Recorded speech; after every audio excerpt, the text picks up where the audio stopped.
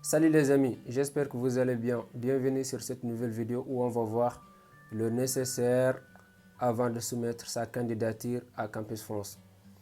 On sait que après la soumission de notre dossier, on ne peut plus modifier les documents.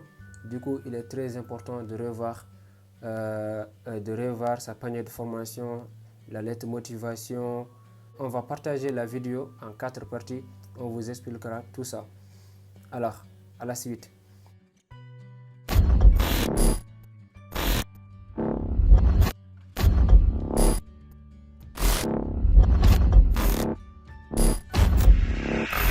Premièrement, je vérifie que j'ai copie de tous mes documents, ma photo, mon passeport, tous mes relevés de notes traduits s'ils ne sont pas en français. Mes diplômes sont disponibles, c'est-à-dire le baccalauréat, mes relevés de notes de la licence ou master. Mon certificat de scolarité de l'année en cours, même chose, traduit en français s'il n'est pas aussi en français. Mon diplôme de langue, DELF, TCF, voilà. Deuxièmement, j'ai bien respecté le règlement de panier de formation, c'est-à-dire j'ai classé mes vœux de licence ou master par ordre de priorité. Troisièmement, je motive mes choix de formation.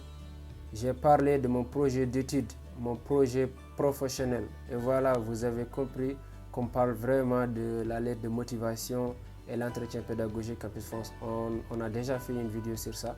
On a fait une vidéo comment se préparer et réussir son entretien Campus France et les questions les plus fréquemment posées aussi. Voilà, vous pouvez aller voir, c'est dans les vidéos, c'est disponible déjà. Quatrièmement, j'ai respecté les spécificités de chaque formation, c'est-à-dire j'ai vérifié si l'établissement est connecté à Campus France parce que ça nous arrive parfois de voir les établissements qui ne sont pas connectés à Campus France et c'est une erreur de choisir ces universités-là parce que de fois c'est une perte. Voilà, faut éviter ça. Il ne faut pas choisir une université qui n'est pas connectée à Campus France. Du coup, avant de soumettre votre candidature, il faut bien vérifier votre panier de formation, que toutes les universités que vous avez choisies sont connectées à Campus France. Voilà. Si l'année d'entrée correspond à mon niveau d'études, c'est-à-dire en L2, je ne peux pas postuler en master. Voilà. Je peux postuler en L3 ou L2, L1. Impossible en master ou autre chose. Voilà, c'était juste un exemple pour vous montrer. Je réponds aux prérequis de chaque établissement. Moyenne générale, parce que parfois les universités exigent pour postuler à une formation, par exemple pour postuler en mathématiques, il faut avoir 17 ou 18 en mathématiques ou avoir moyenne générale 12, minimum 12 ou 13. Voilà. Test de langue, DELF, TCF, et série de baccalauréat et branche demandée, etc.